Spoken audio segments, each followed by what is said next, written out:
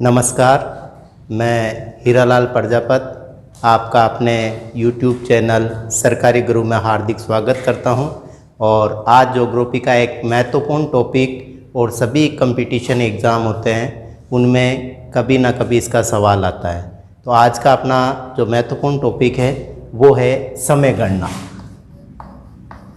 समय गणना यानी टाइम कैलकुलेशन।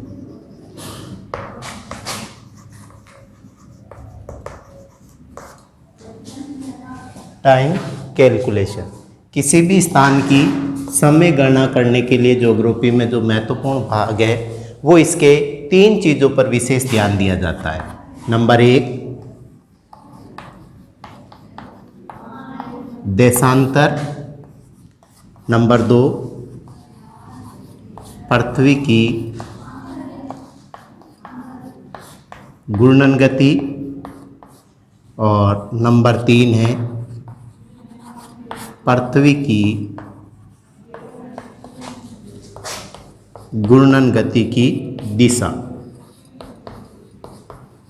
यानी टाइम कैलकुलेशन के लिए इन 3 चीज़ों की जानकारी होना अति आवश्यक है। पहली है देशांतर, दूसरा है पृथ्वी की घूर्णन गति और तीसरा है पृथ्वी की घूर्णन गति की दिशा। जैसा कि पिछली क्लास में हमने देखा था कि ये पृथ्वी है और इसकी जो 0 डिग्री देशांतर रेखा है इससे कहते हैं प्रधान मध्याह्न रेखा। प्रधान मध्याह्न रेखा के नाम से जाना जाता है, जिसको इंग्लिश में GMT के नाम से भी जाना जाता है, यानी ग्रीनविच मीन टाइम लाइन के नाम से भी इसको जाना जाता है। जहाँ से अंतर्राष्ट्रीय स्तर की समय की गणना, जो अंतर्राष्ट्रीय स्तर पर या अंतर्राष्ट्रीय समय की जो गणना की जाती है वो गणना इसी 0 डिग्री देशांतर रेखा के आधार पर की जाती है। अब आपको जब समय गणना करनी होती है तो उसमें सबसे पहले देखा जाता है देशांतर। तो देशांतर अपने संपूर्ण पृथ्वी जो ग्लोब है, पृथ्वी है, उस पर कुल देशांतरों की संख्या है वो है 360। कुल देशांतरों की संख्या है 360। अब 360 जो देशांतर है उन देशांतरों का प्रत्येक जो देशांतर है वो देशांतर बारी बारी से सूर्य के सामने आते हैं। और ये किस वजह से होता है? वो होता है पृथ्वी की घूर्णन गति के कारण। तो पृथ्वी की घूर्णन गति का मतलब है पृथ्वी का अपने अक्ष पर 24 घंटों में एक पूरा चक्कर लगाना। कितने घंटे में एक पूरा चक्कर लगाती है? 24 घंटे में। यानी कोई ए स्थान है जो सूर्य के सामने है, यहाँ मान लो 12 बजे हैं, तो अगले दिन वापस ये राउंड अप यानी चक्कर लगाकर अगला दिन आएगा, उसमें इस स्थान को सूर्य में आने में आपके 24 घंटे का समय लगता है। कितने घंटे का? 24 घंटे का। तो पृथ्वी की घूर्णन गति हो गई। तीसरा है पृथ्वी की घूर्णन गति की दिशा। पृथ्वी की घूर्णन गति की दिशा है वो है पश्चिम से पूर्व की ओर। यानी अपनी जो पृथ्वी घूमती है वो पश्चिम से पूर्व की ओर घूमती है। यानी पृथ्वी की जो दिशा है वो है पश्चिम से पूर्व की ओर। और इसी कारण से हमें कोई भी आकाशीय पिंड है, नक्षत्र है या सूर्य है, चंद्रमा है, पृथ्वी की घूर्णन गति की दिशा के प्रभाव के कारण ही पूर्व में हमें उदय होते हुए नजर आते हैं और पश्चिम में हमें अस्त होते हुए नजर आते हैं। ये किस वजह से होता है? पृथ्वी की घूर्णन गति की दिशा के कारण। जैसे अपन ने बचपन में भी देखा होगा, जब अपन बस के द्वारा यात्रा करते हैं। किसके द्वारा यात्रा करते हैं? बस के द्वारा। जब आगे की ओर जाते हैं तो पेड़ पौधे हमें पीछे की ओर भागते हुए नजर आते हैं। इसी प्रकार ये पृथ्वी की घूर्णन गति की दिशा के कारण पश्चिम से पूर्व की ओर होने की वजह से ही हमें आकाशीय पिंड पूर्व में उदय होते हैं और पश्चिम में अस्त होते हुए नजर आते हैं। ये तो है समय गणना के पूर्व जो जानकारी होनी चाहिए वो। अब आता है समय गणना में किस प्रकार से किया जाता है वो। समय गणना करने के लिए हमें कुछ चीज़ों का ध्यान रखना है। जैसे सबसे पहला है वो है कि अपनी पृथ्वी 24 घंटे में 24 घंटे में पृथ्वी घूमती है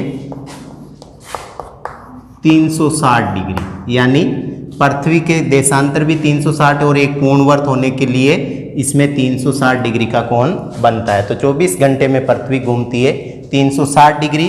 तो एक घंटे में पृथ्वी घूमेगी, वो घूमेगी 360/24 और इनको अपन देशांतर भी कहते हैं, यानी 360 देशांतर है ये। यानी 24 घंटे में पृथ्वी घूमती है 360 देशांतर।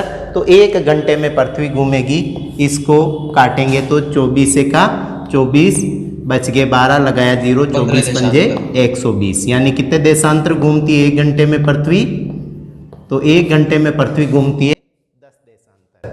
अब इन देशांतरों को, क्योंकि एक घंटे में 60 मिनट होते हैं, एक घंटे बराबर 60 मिनट, तो 60 मिनट में 15 देशांतर, 15 देशांतर पार करने में सूर्य को समय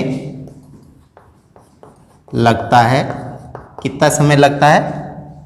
60 मिनट।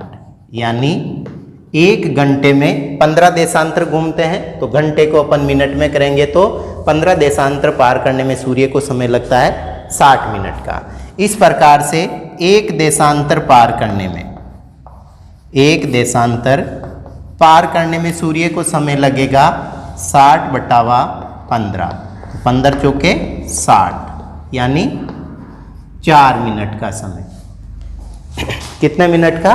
4 मिनट का। यानी सूर्य के सामने प्रत्येक देशांतर बारी बारी से सामने आता है और प्रत्येक देशांतर पर 4 मिनट का अंतर होता है। जैसे मान लो ये अपना सूर्य है, अब यहाँ पर आपके प्रातः के 10 बजे, प्रातः के 10 बजे यानी 10 AM है। अब 10 AM बजे तो इसके बाद इस दूसरा जो देशांतर है ये इस पे आएगा। जब ये इसके सामने आएगा तो यहाँ इनको पहुँचने में समय लगेगा 10:04, यानी प्रत्येक देशांतर को पार करने में जो सूर्य का समय लगता है वो लगता है 4 मिनट का। इसी वजह से प्रत्येक स्थान का जो स्थानीय समय है वो अलग अलग होता है और प्रत्येक देशांतर का समय भी अलग अलग होता है।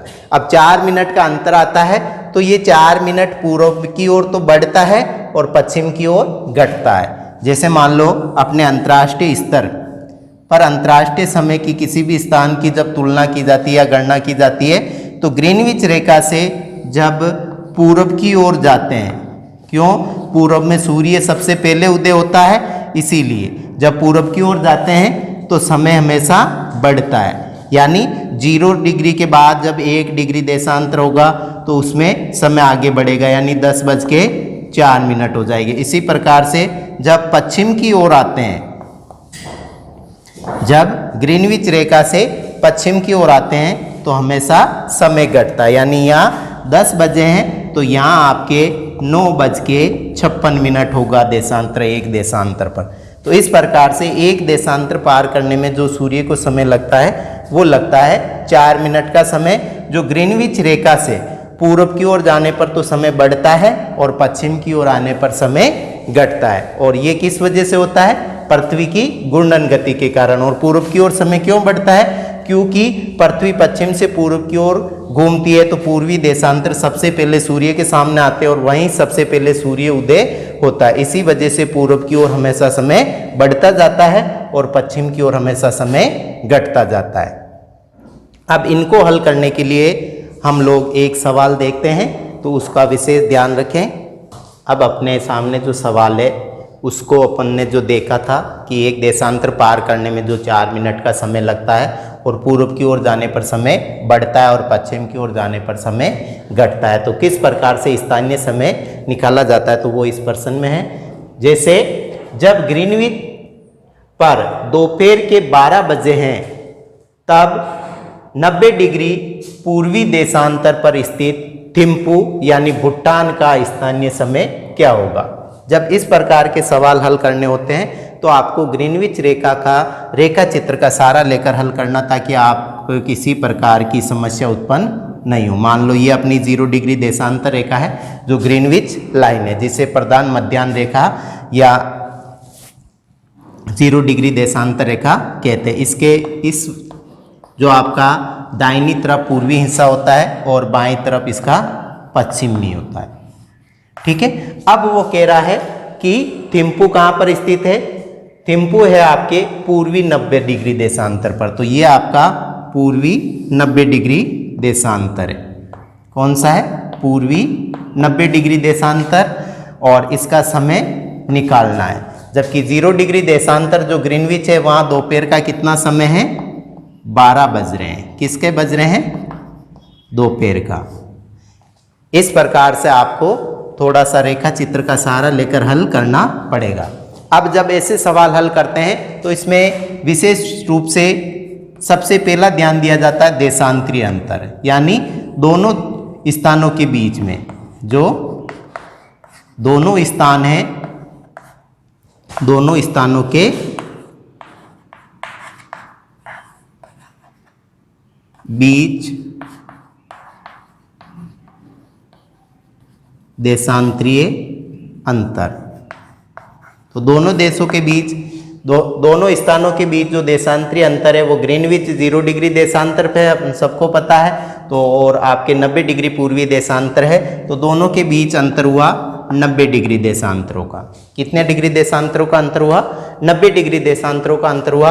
अब आप और हम सब जानते हैं कि एक देशांतर को पार करने में, एक देशांतर को पार करने में जो सूर्य को समय लगता है वो लगता है 4 मिनट का। कितने मिनट का लगता है? 4 मिनट का। तो अब 90 देशांतर पार करने में, कितने देशांतर पार करने में? 90 देशांतर पार करने में लगा समय तो कितना होगा? यानी 90 को 4 से मल्टीप्लाई कर देंगे तो 0 और 9 चौक 36, तो कितने हो गए? 360 मिनट। कितने मिनट हो गए? 360 मिनट।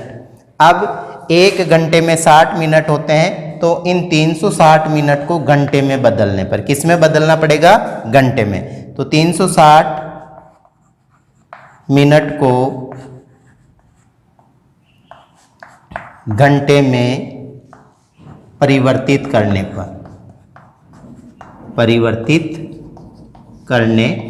पर, जब 360 मिनट को घंटे में परिवर्तित करेंगे तो 360 बटावा 60, 1 0 से 1 0, 6 छिड़ेंगे 36, यानी कितने घंटे का अंतर आएगा? 6 घंटे का अंतर आएगा। अब ये तो हो गया 6 घंटे का अंतर आएगा, लेकिन अब ये देखना ये 6 घंटे बढ़ेंगे या घटेंगे। तो ये पूर्व में है और पूर्व में जाते हैं तो समय क्या होता है? बढ़ता है। तो 6 घंटे जब इसमें जोड़ेंगे तो यहाँ दोपहर के 12 बज रहे हैं, तो यहाँ कितना समय होगा अपना? जब इसमें 6 घंटे जोड़ दिया जाएगा तो यहाँ बजेंगे फिक्स 6 बजेंगे, और वो किसके बजेंगे? सायंकालीन के। किसके समय बजेंगे? सायंकालीन। और यहाँ होगा आपका PM। इस प्रकार से हम किसी भी स्थान का समय निकालते हैं। तो ये तो है पूर्व की ओर समय, जब जाते हैं तो बढ़ता है। इस प्रकार का एक दूसरा उदाहरण लेते हैं जिसमें पश्चिम की ओर आते हैं तो आपका समय क्या होगा? घटता हुआ होगा। इस प्रकार से आप चाहो तो इसको अपनी नोटबुक में उतार सकते हो, और उतार लो एक बार अच्छी तरह से। अब ये है अपना दूसरा सवाल जिसमें पश्चिमी देशांतर की गणना करनी है। तो पहले इसको पढ़ो कि जब 0 डिग्री देशांतर पर, क्या? जब 0 डिग्री देशांतर पर प्रातः 10 बजे है तो 50 डिग्री पश्चिमी देशांतर पर ब्राजील का स्थानीय समय क्या होगा? तो इसमें अपने को पश्चिम की ओर पूछा है, किधर पूछा है, इसमें पश्चिम का समय पूछा है। तो पश्चिम की ओर जाते हैं जब ग्रीनविच रेखा से या किसी स्थान से पश्चिम की ओर जाते हैं तो समय हमेशा घटता जाता है। तो वही पहले हल करने से पूर्व आपको थोड़ा सा वो चित्र बना लेना है, यानी ये 0 डिग्री देशांतर है, इसको 0 डिग्री देशांतर भी कहते हैं, प्रधान मध्याह्न रेखा भी कहते हैं, ग्रीनविच रेखा भी कहते हैं, और अंतर्राष्ट्रीय किसी भी स्थान के समय की गणना या तुलना की जाती है तो वो इसी 0 डिग्री देशांतर के आधार पर की जाती है। अब ये कह रहा है 0 डिग्री देशांतर के 50 डिग्री पश्चिमी देशांतर, तो इसके बाईं ओर आपका पश्चिमी भाग है, ठीक है। तो पश्चिम में है और वो कितने बता रहा है, 50 डिग्री। 50 डिग्री पश्चिम में क्या समय होगा, जबकि यहाँ स्थानीय समय कितना बता रहा है ग्रीनविच रेखा पर, वो बता रहे हैं 10 बजे प्रातः। तो अब सबसे पहले वही निकाला जाता है, दोनों स्थानों के बीच देशांतरीय अंतर, दोनों स्थानों के बीच देशांतरीय अंतर। तो कितने का अंतर है, क्योंकि 0 डिग्री है और ये 50 है तो 50 डिग्री का अंतर है। कितना डिग्री का अंतर आया, 50 डिग्री का। तो अब जब एक देशांतर पार करने में सूर्य को कितना समय लगता है, 4 मिनट का, यानी एक देशांतर पार करने में सूर्य को समय लगता है 4 मिनट का। कितना मिनट का समय लगता है, 4 मिनट का। तो इस प्रकार से अपने देशांतरों का अंतर कितना है, 50 डिग्री। तो 50 डिग्री देशांतर को पार करने में सूर्य को समय लगेगा 50 × 4, तो कितना हो गया, 0, 0 के बाद में 4 पंजे 20, यानी 200 मिनट का समय। कितना, 200 मिनट का समय हुआ। अब क्योंकि 1 घंटे में कितने मिनट होते हैं, 60 मिनट। कितने होते हैं 1 घंटे में, 60 मिनट। तो इस प्रकार से आपको 200 मिनट को जब घंटे में बदलेंगे,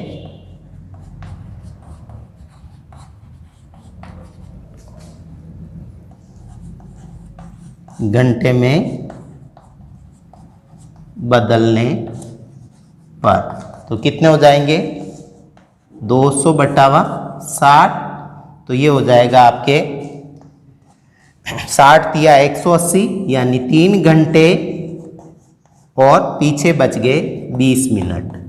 तो अपने कितना अंतर आया, 3 घंटे और 20 मिनट की समय अवधि का अंतर आया। तो अब क्योंकि ये स्थान ब्राजील किधर है, पश्चिम में, किधर है, पश्चिम में, और पश्चिम में आते तो आपका समय क्या होगा, घटेगा। तो अब यहाँ कितने बजे हैं, 10 बजे हैं। तो एक तरफ तो आपका घंटा है और एक तरफ आपका मिनट है। तो यहाँ आपके 10 बजे हुए थे, किस पे, 0 डिग्री देशांतर पर, 10 बजे। और अवधि समय अंतर कितना आया आपका, समय अंतर आया आपका 3 घंटा 20 मिनट का। अब इसको जब निकालेंगे तो वो समय आ जाएगा आपका ब्राज़ील का समय। किसका समय होगा, ब्राज़ील का स्थानीय समय होगा। तो अब इसको पहले घंटे से मिनट लेते हैं, तो 1 घंटा उधर जाएगा तो 60 मिनट यानी 40 मिनट, और इधर 1 घंटा कम हो जाएगा तो 6 बज जाएंगे। तो कितने होंगे यहाँ पर, 6:40 मिनट। कितना होगा, 6:40 मिनट। ये भी प्रातः के होंगे AM। तो इस प्रकार से ब्राज़ील का स्थानीय समय होगा, ब्राज़ील का स्थानीय समय वो होगा, क्योंकि पीछे की ओर होंगे, यहाँ प्रातः के 10 बजे है, तो यहाँ क्योंकि पीछे का समय है तो यहाँ आपके हो जाएगा 6:40 मिनट AM, यानी सुबह के 6:40 का समय होगा। और ये क्यों होगा, क्योंकि पश्चिम की ओर स्थान है, यहाँ सूर्य उदय पहले हो गया, इसलिए आपके प्रातः के 10 बज गए, और यहाँ अभी अभी सूर्य उदय होने का समय हुआ है, तो यहाँ सूर्य उदय 6 बज गए। तो इस प्रकार से देखते हैं, जब कोई स्थान पश्चिम में है तो समय घटता है और पूर्व की ओर समय होता है तो समय बढ़ता है। लेकिन एक ध्यान रखना, जब समय का अंतर निकाला जाता है तो उसमें जब आपके 12 बजे के बाद का समय होता है, यानी दोपहर के बाद का समय होता है और उसमें से अपने को कोई समय अवधि निकालनी है, तो उस दरमियान आपको पहले उन घंटों को 24 घंटे में बदलना होगा, तभी जाके आपके उत्तर सही आएंगे, वरना गलत हो जाएगा। जैसे मान लो आपको कह दें कि 3:15 में से आपको समय, जैसे मान लो 6 घंटे और 20 मिनट निकालने हैं। कितने अवधि निकालनी है? 6 घंटे 20 मिनट की अवधि निकालनी है। तो पहले आपको क्या करना है कि इन 3:15 को किस में बदलना है?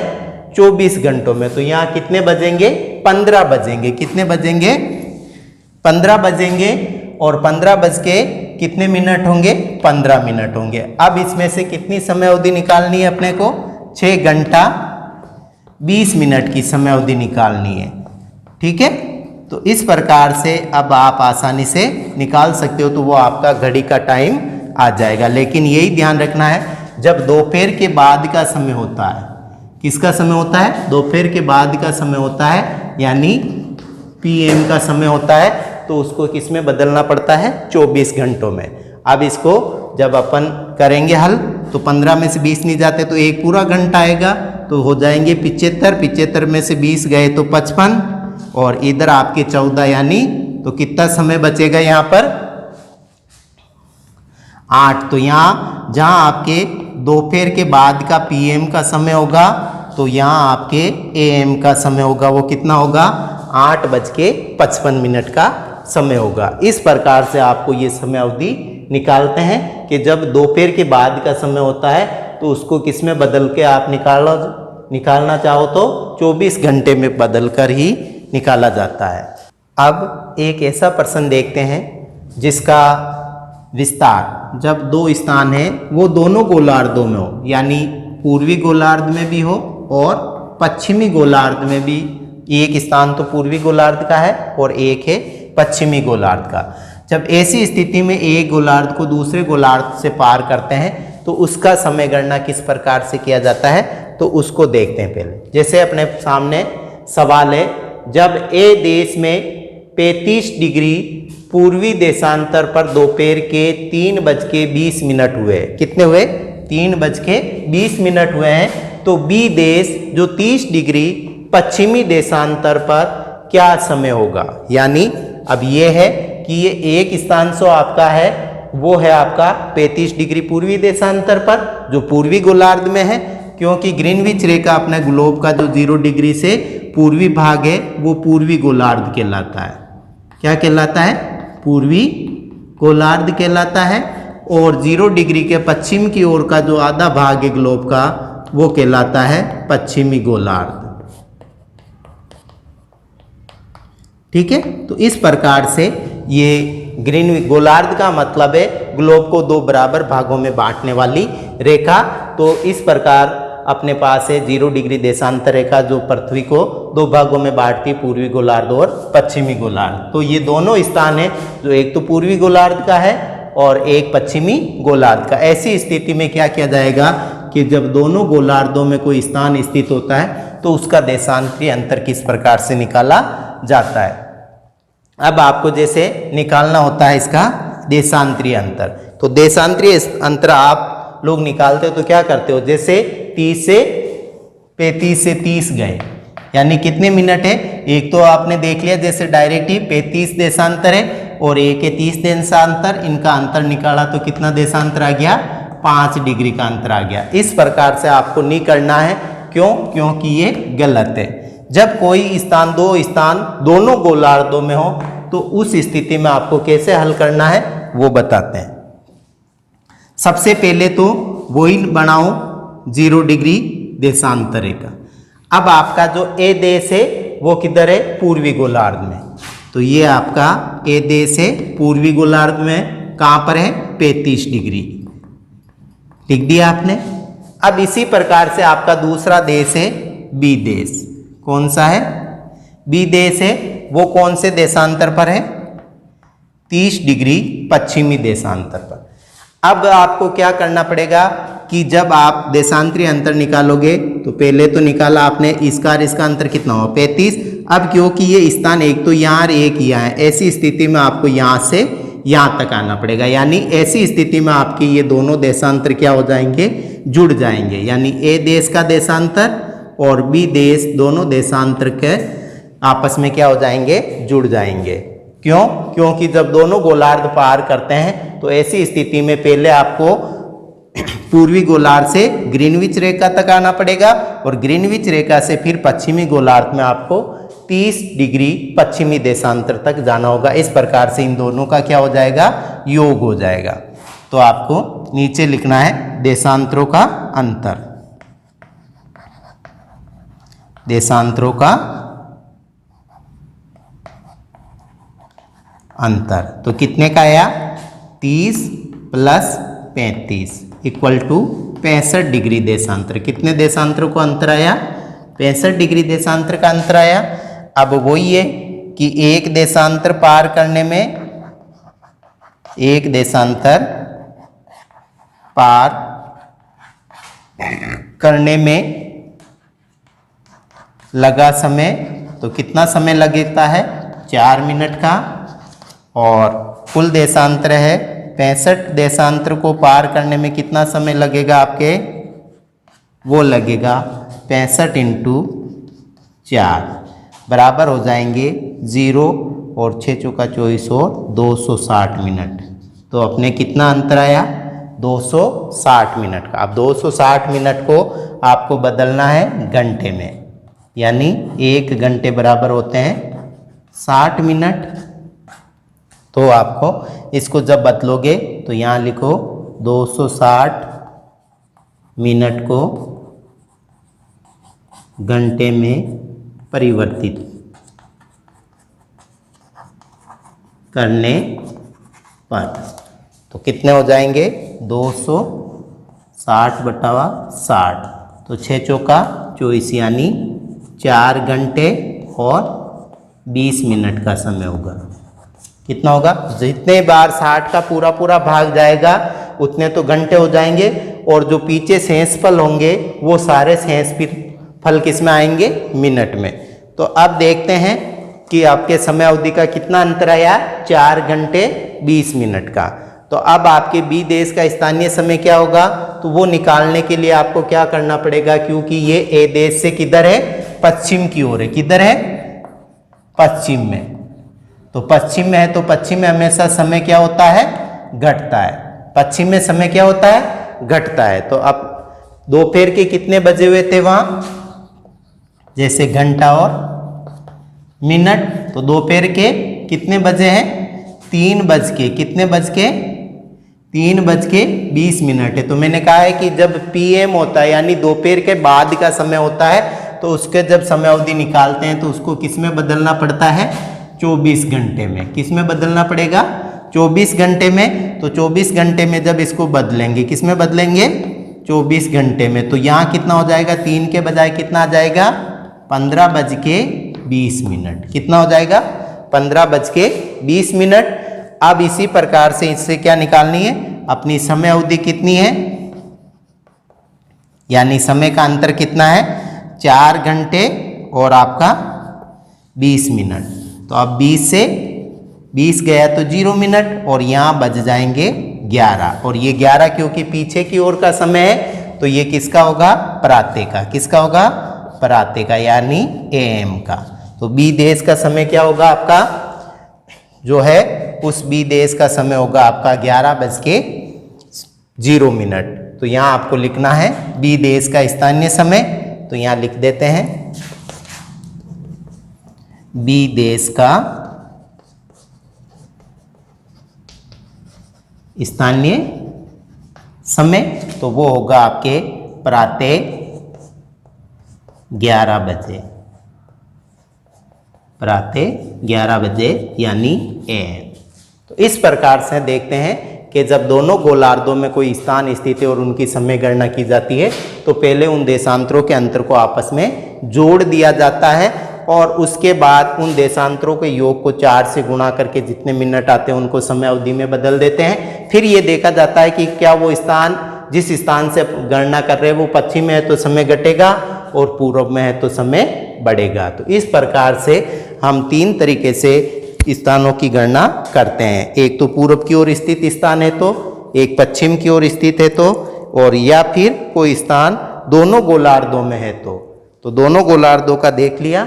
अब इसके बाद जब भी अपनी अगली क्लास होगी उसमें हम लोग देखेंगे एक तो स्थानीय समय, मानक समय, अंतर्राष्ट्रीय समय और अंतर्राष्ट्रीय तिथि रेखा। ये चीज़ें हम अगली क्लास जब हमारी होगी उसमें देखेंगे। क्योंकि ये महत्वपूर्ण टॉपिक है और इस महत्वपूर्ण टॉपिक में इन चीज़ों को समझना अति आवश्यक है। तो वो अगली जब क्लास होगी उसमें 4 चीज़ें देखेंगे। स्थानीय समय और मानक समय, क्योंकि किसी भी देश का जो देशांतरीय विस्तार यदि अधिक होता है तो उसमें मानक समय, उसके बीच से गुजरने वाली किसी भी रेखा को उसका मानक समय मान लिया जाता है और सभी देशों को, पूरे देश का समय उसी के आधार पर गणना की जाती है तो उसे कहते हैं मानक समय। और उसके बाद आता है अंतर्राष्ट्रीय समय, और फिर आता आपका महत्वपूर्ण होगा इस अगले टॉपिक का, वो सबसे महत्वपूर्ण चीज़ होगी वो होगी अंतर्राष्ट्रीय तिथि रेखा। क्योंकि अंतर्राष्ट्रीय जो तिथि रेखा है इसका प्रश्न कई बार अनेक कंपटीशन परीक्षा में पूछ लिया जाता है और उसमें ये पूछा जाता है कि कौन सा स्थान पूर्व में है या पश्चिम में, इसको टेढ़ा मेढ़ा क्यों किया गया, इसमें समय अवधि कितनी होगी। तो इस चीज़ सबका अपन अध्ययन करेंगे, वो है अंतर्राष्ट्रीय तिथि रेखा यानी इंटरनेशनल डेट लाइन के नाम से जिसे जाना जाता है। तो ये चीज़ें अगली अपनी क्लास होगी उसमें देखेंगे। जय हिंद और नमस्कार।